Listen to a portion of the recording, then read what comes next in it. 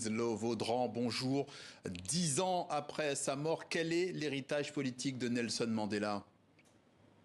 Bonjour.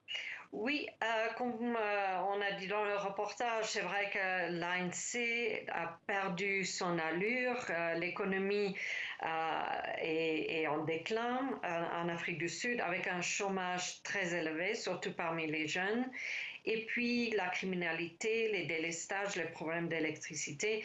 Donc l'ANC est vraiment aujourd'hui une partie qui perd son allure, mais pour l'élite, pour ceux qui sont au pouvoir de l'ANC, Mandela est toujours une grande figure de l'histoire qui véhicule des principes de réconciliation, de paix. On a toujours des institutions de démocratie très forte, une justice indépendante, liberté de parole, les médias libres, etc.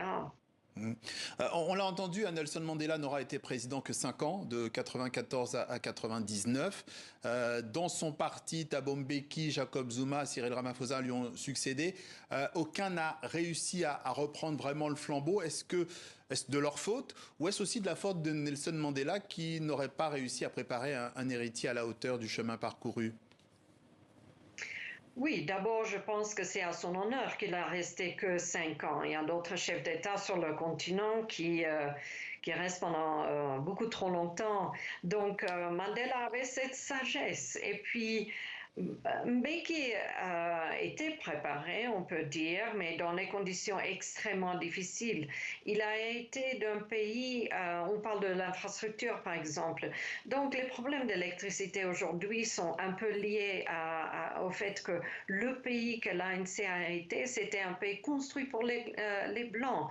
Système éducatif, l'infrastructure, seulement dans les villes, dans les beaux quartiers. Donc maintenant, éteindre tout ça, les services au reste de la population, c'est là où il y a le problème.